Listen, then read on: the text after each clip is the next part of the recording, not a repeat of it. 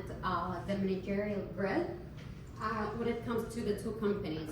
So with regards to the managerial grid, we noticed that Dell is equally concerned with production as well as people, whereas FQM is actually rather focused on the production rather than people.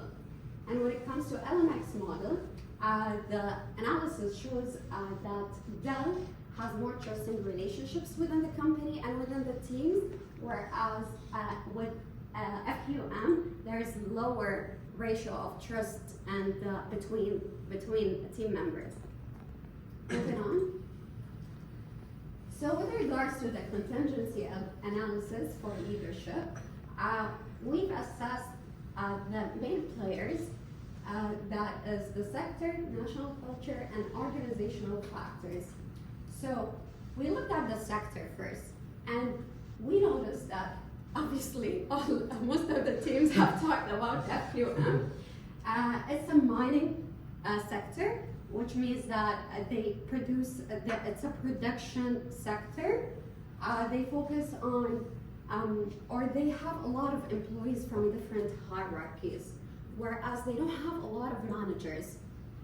This leads to a lot of frustration and within the employees because they feel that they lack that one-to-one interaction with the management. Whereas for Dell Technologies, it's both a manufacturer and a service provider.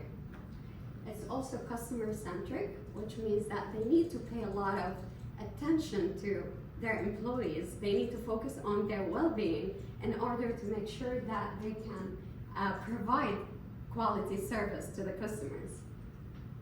Moving on to the national culture, if you can go to the next slide.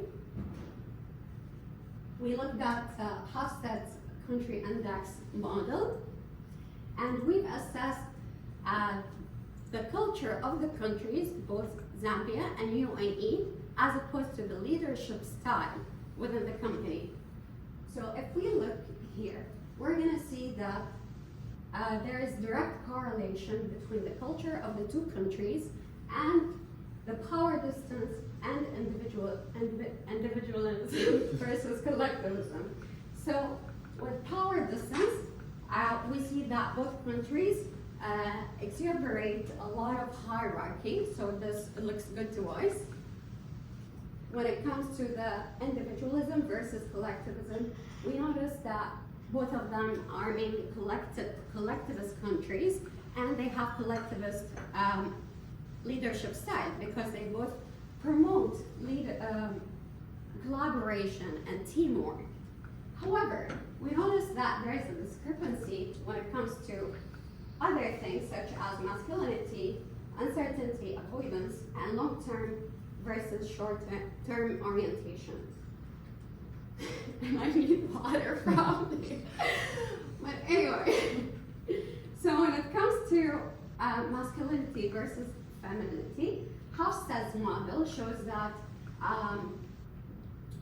they're both high on masculinity, or actually low on masculinity, but this is not reflected on the leadership.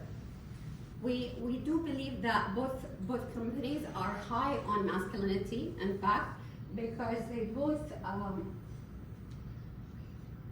promote power.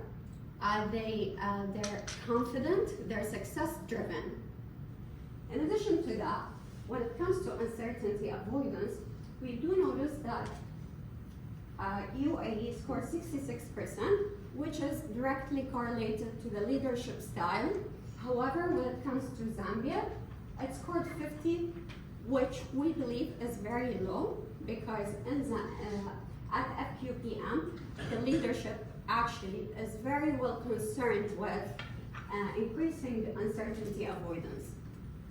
When it comes to long-term versus short-term, both UAE and Zambia, the overall impression about them is that they're more focused on short-term. However, when we dig deeper into the culture or the leadership style within the company, we notice that FQM is more focused on short term. However, Dell is very well focused with long term. So when it comes to setting strategies, when it comes to envisioning where the employees will be in the future. Can you move back? Yeah. Okay. Last but not least, we looked at the organizational factors, and we see that assessing the micro level, FQM is relatively young, and it focuses more on the survival, which means that they're rather focused on production and expansion rather than focusing on the employees. However, when we look at the organizational factors for them, we see that it's a well-established company, it's already mature, it focuses on R&D and innovation, and therefore it's time for them to focus on the employees rather than just the production.